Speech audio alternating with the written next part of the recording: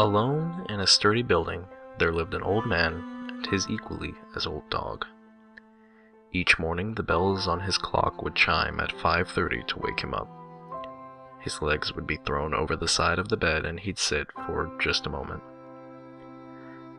His hair was snow white and his eyes nearly non-existent beneath the wrinkles of his face. His jaw protruded slightly and his lips rolled inward in the same manner. After his morning moment has passed, he'd reach to his bedside table. Out of a glass he took his teeth, and from the table he took his eyes. Rising, he walked over to his dresser and pulled from it his usual clothing, a red plaid shirt and a pair of khaki pants. Each morning, he'd stop at the door to his bedroom and wait for his old bloodhound to hobble past him into his living room.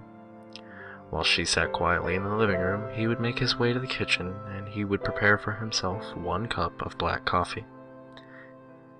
As he finished it, he'd set the mug into his sink and make his way toward the door to his home. Doing just as he had in his bedroom, he stopped for the dog and passed through only after she had. On his porch, he kept only a rocking chair.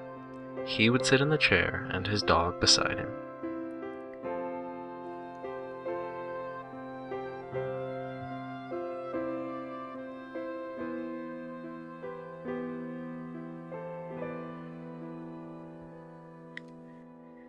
Each day, he sat and watched. Some days the children would be about playing, others they would be indoors for one reason or another.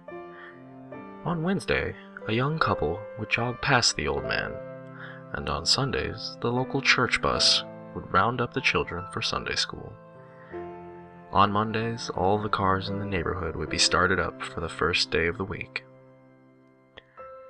This was the old man's life and system. Black coffee, plaid shirt, quiet dog, rocking chair, eyes and teeth, consistently through each day, week, month, and year.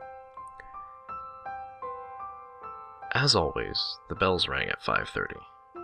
The old man's feet hit the floor and he took his moment.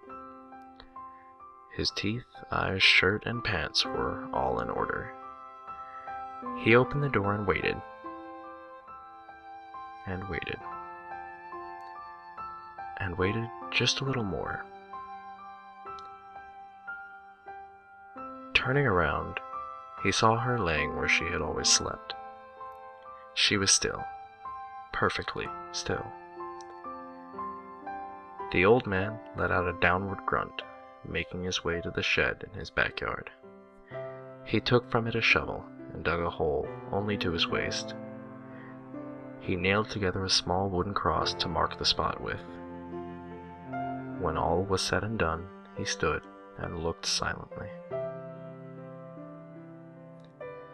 At 5:30, as with every other morning, the bells rang, and the old man rose, his teeth, eyes, shirt, and pants, followed by his black coffee and his rocking chair.